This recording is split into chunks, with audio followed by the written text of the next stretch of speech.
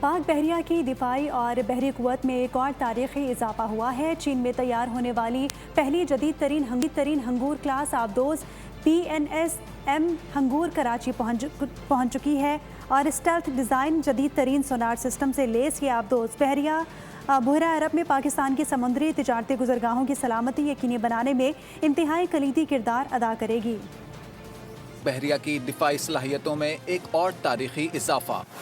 چین میں تیار ہونے والی پہلی ہنگور کلاس آبدوز PNS-M ہنگور کراچی پہنچ گئی۔ یہ جدید آبدوز اب پاکستان کی بحری قوت، دفاعی خود اعتمادی اور جدید عسکری صلاحیتوں کی نئی علامت بن چکی ہے۔